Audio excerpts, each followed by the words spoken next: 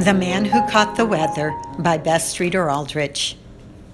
He lived next door to us when I was a girl, old Mr. Praline. To be sure, his wife lived there too, but we never saw very much of her. She was one of the immaculate housewives of that day, whose life was bounded by 100 small tasks of a home, into which the modern button-pushing conveniences had not yet come. A shy, effacing woman, she was mousy describes her too well to abandon the term for its mere triteness. Mr. Praline was the one who did the talking, who neighbored with the rest of us, who came to the back door bringing us gifts from his garden.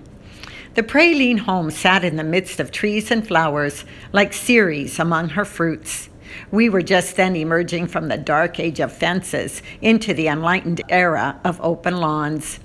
By your fenced or fenceless condition, you were known as old-fashioned or up-to-date.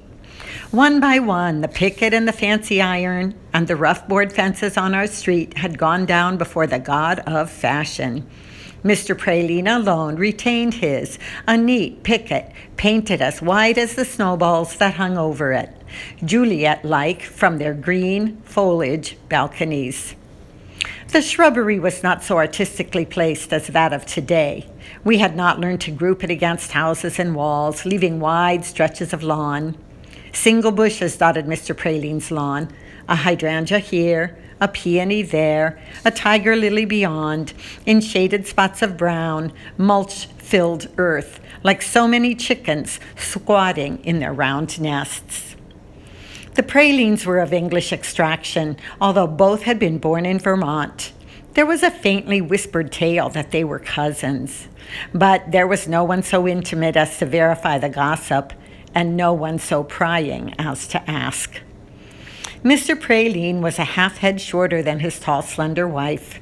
He was stocky of body, a little ruddy as to complexion like the color of his apples, a little fuzzy to the face like the down on his peaches. There was a quiet dignity about him that fell just short of pompousness.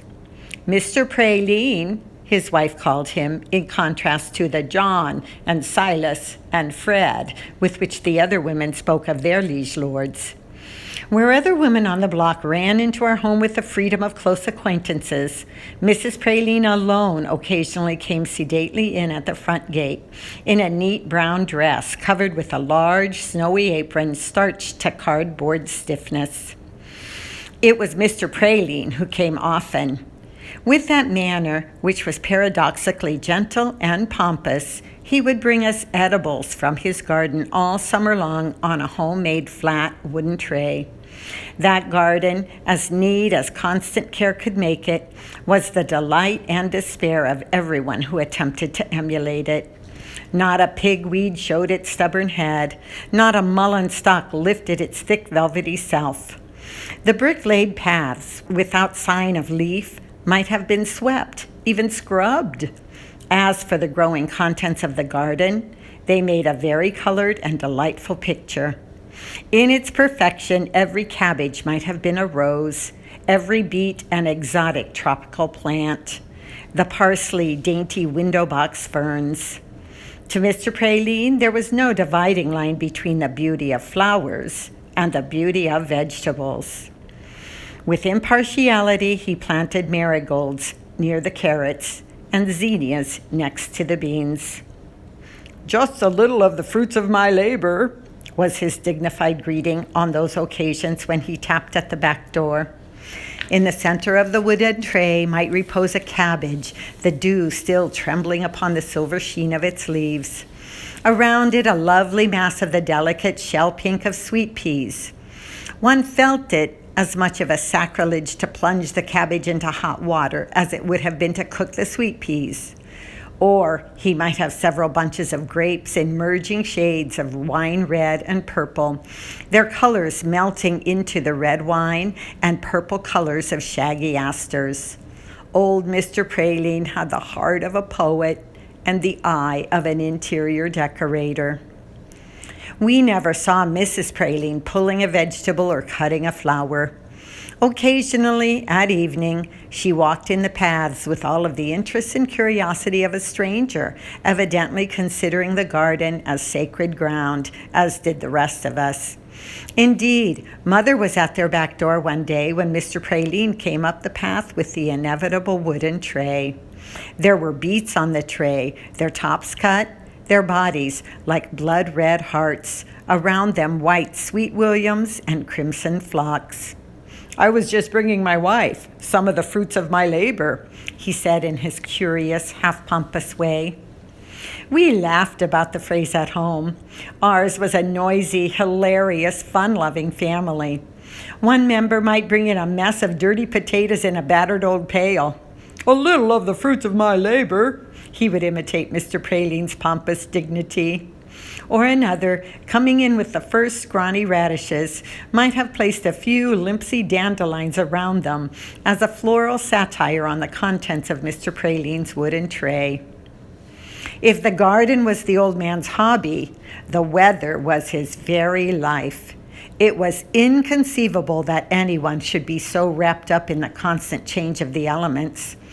To other busy people, the weather was incidental to their labors, the setting in which they performed their tasks. It might be pleasant or inconvenient, but it remained a side issue. To old Mr. Praline, it was the important event of the day. He scanned the heavens, read the almanac, watched for signs of change. Of the last, he had 1,000 at his command. If the sun went down in clouds on Friday night, if it rained the first Sunday of the month, if a dog ate grass, if the snow stuck to the north sides of the trees, he knew to a nicety what the results would be. To old Mr. Praline, the weather was not the background, it was the picture itself. It was not the mere setting for daily living, it was life itself. No government official connected with the Weather Bureau made it more his life's thought. In the kitchen, he kept a large calendar upon which he made notations for the day. Every vagrant shifting of the wind, every cloud that raced across the blue was recorded. For what purpose, no one knew. Another slight dash of snow at noon, temperature 34. Sun came out at 3 p.m. It seemed so small, so trivial, that a man should give so much time and thought to that which he could not change. He had thermometers by the house, on the north side to show the coldest registration, on the south to get the hottest, in the garden, by the barn. They were like traps everywhere, baited with mercury, little traps to catch the weather. From Mr. Praline's conversation, one gathered that an overseeing Providence had given him exclusive charge of the elements. If his words did not utter it, his manner implied it. "Well, how do you like my June day?" his attitude seemed to be. If the weather was bad, he was half apologetic. If it was pleasant, he glowed with satisfaction. The summer afternoon on which we were to have a little social gathering, he came to the back door and with genuine feeling told us how sorry he was that the day was dull and rainy. His manner showed humiliation, as though from the standpoint of neighborliness he had failed us in a crisis. "I am very sorry," he said in his gentle, half-pompous way. "I had every reason to believe that it would be sunshiny." We reassured him that we bore him no grudge, and he went home relieved, returning with the wooden tray on which lay a heap of ruby cherries, a delicate mass of baby's breath around them. Was there a great national event, his talk turned immediately to the weather in which it was consummated. When he read the newspapers, he seemed to ignore the main issue of the news.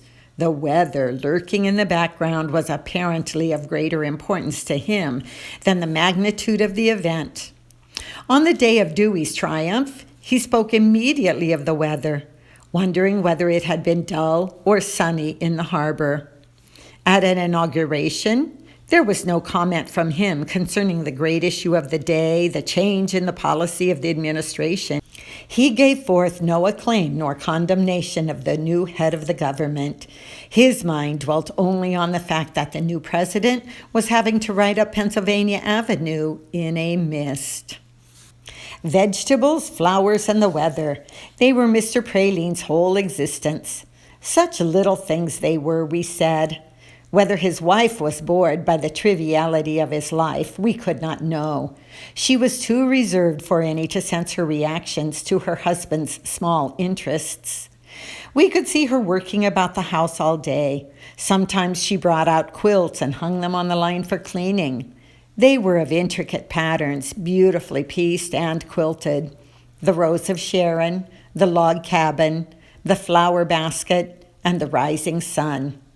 "I'll bet the old man sleeps under the rising sun," one of the family remarked, and we laughed uproariously at the joke. In the evening, Mrs. Praline often came out and strolled through the paths, stepping gingerly about like a stranger, listening to the old man's courteous, half-pompous talk. She was deeply afraid of storms, he had told us years before, and when one saw the first dark clouds looming up from the southwest in summer, or the first gray ones rolling in from the north in winter, one also saw old Mr. Praline hurrying home, his square, heavy body swinging along out of its accustomed slower movements. To get home to Mrs. Praline when there was rain or hail or snow was his first duty. It was the only time when he ever seemed thrown out of his pompous calm. You saw them together later through the windows, looking out at the storm together.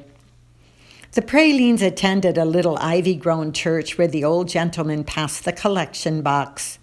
When his own part of the service was over, he would take a seat near the door, one eye on the sky. It was as though he must have everything as auspicious as possible when the congregation should return home. One wondered if he heard the sermon at all. A queer old man.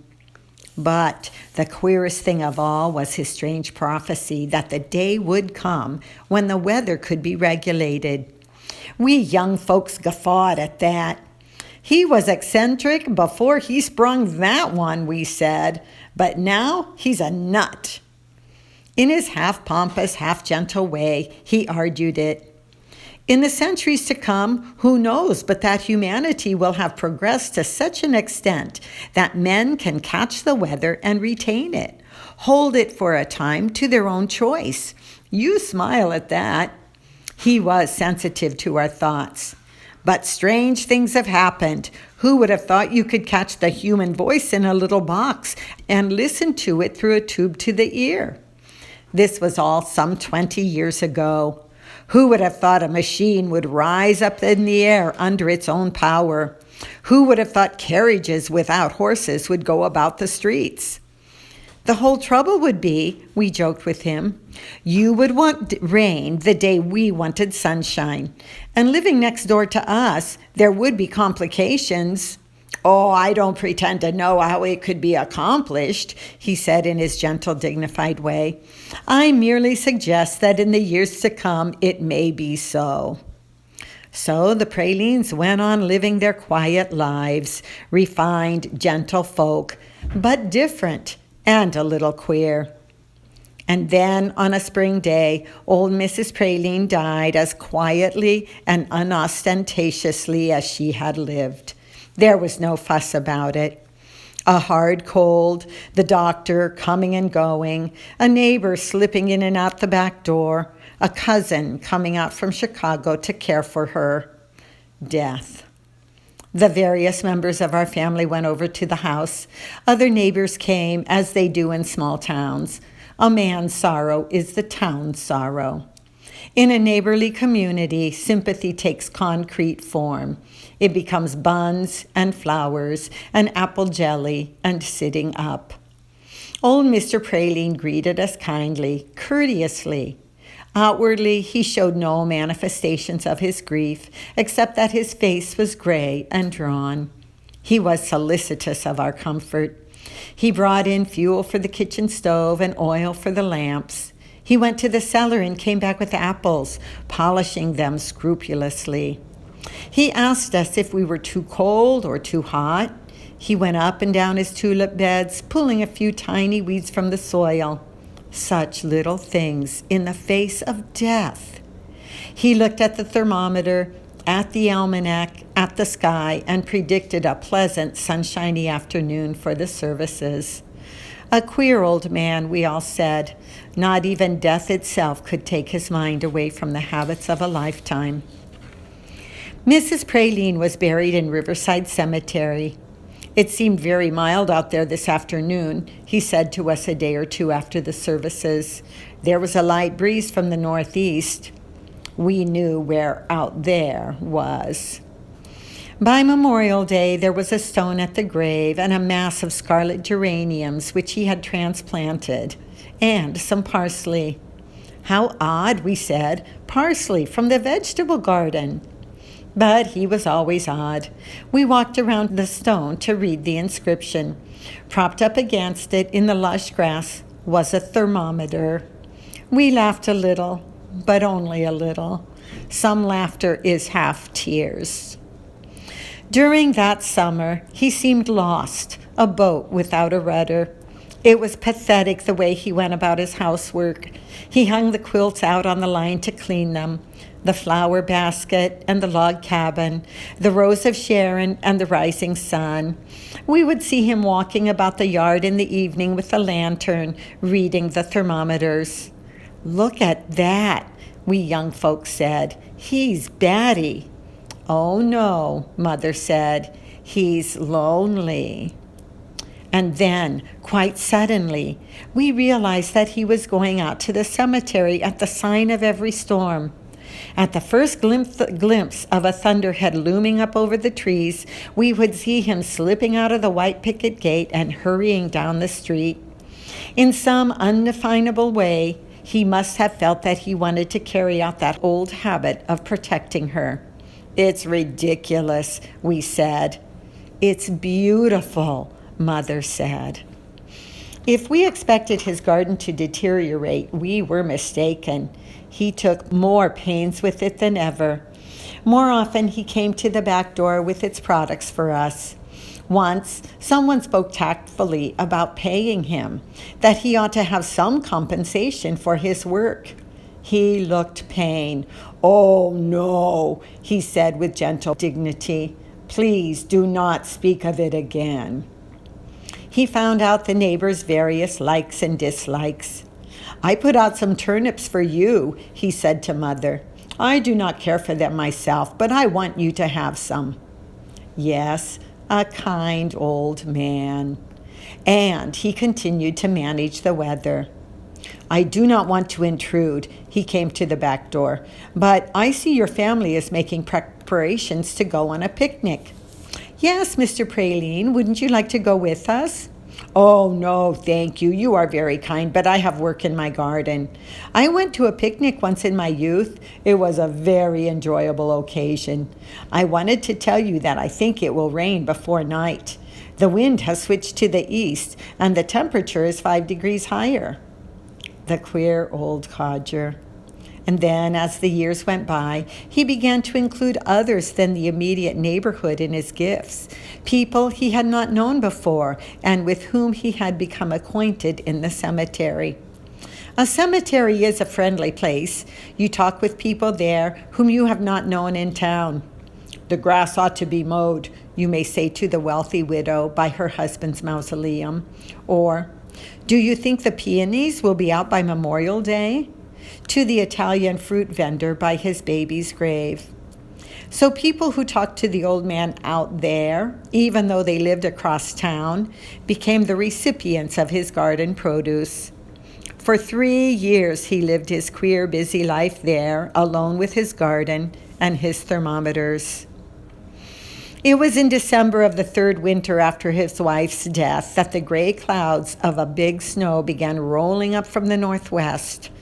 Someone saw him slip out of his gate, lantern in hand, and hurry down the street. You don't suppose that poor old man is going out there to the cemetery? Mother was solicitous. She put a shawl over her head and hurried out to the side door. We could hear her calling, "Oh, Mr. Praline!" When she came in, she had deep sympathy in her eyes. I told him I thought he ought not to go out there when it looked so snowy. He said in his dignified old way, "That's why I must go. I must get out there for a few minutes before the storm breaks." I suppose he feels that he protects her just as he used to. Isn't it pathetic? We had supper. Company came. It began to snow, soft, damp, heavy flakes. It was late when it came to us that there was no light in the Praline cottage. Father went over. When he saw no one, he went after 2 other neighbors, and together they went out there. I think from the first they expected to find what they found. He was huddled up against the stone where he had crumpled while stooping down to take a look at the thermometer. The doctor said death had been instantaneous, that he had evidently taxed himself hurrying to make the trip before the storm broke. They brought him home. Neighbors went into the little house, not so immaculate as in the old days, but in order. In the kitchen, they talked in low tones about the old man, as though from the front room where he lay, he might hear their comments. A queer old man, they all agreed, but kind, unusually kind. Mother went into the cellar and brought up scarlet-cheeked apples and mellow pears. He would have wanted to pass them around, she said, with that understanding of humanity which she always seemed to possess.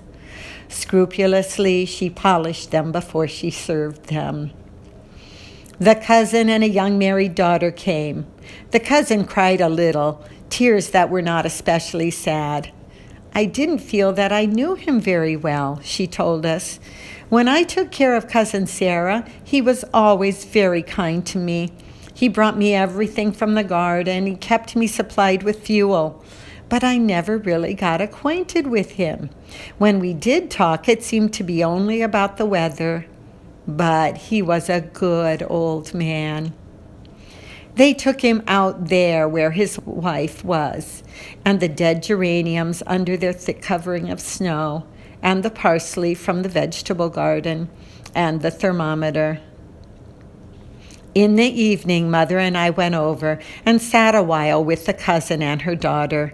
They replenished the fire in the kitchen stove with some of the wood that Mr. Praline had brought in. They brought apples and elderberry wine from the cellar. The house had that lonely feeling which hangs over one from which a soul has just gone. Drawn by the thoughts of the old man's hobby, Mother walked over to the huge bank calendar hanging there on the kitchen wall. The last day of the year it was, and so the last of the calendar with its one vacant page. Mother thumbed over the closing pages, each one filled with the old man's wavering writing. Indications of snow, wind in the east, temperature 20 at the north side of the house, 19 at the barn, 18 out there. Underneath was a homemade set of shelves, all the old calendars of the bygone years in neat piles, the dates printed on the backs. Through the clean, small-paned window, we could see low clouds breaking and slipping into the east. We were no doubt thinking the same thought, of the old man lying out there in the dignity of death, with the scudding clouds and the wind in the west, the old man who had lived close to the wind and the rain, the hail and the snow. Death would not seem so significant to him tonight as the importance of the setting, the rift in the clouds, and the end of the storm. There was the last vacant page on the calendar. He would have wanted it filled. Mother looked at it for a moment, then picked up the short, stubby pencil hanging limply on its long string and wrote the weather for the day, the gentle old man's long day. Shadows gone from the valley, no night, and the need of no candle, sunshine, eternal sunshine, and the 7 stars.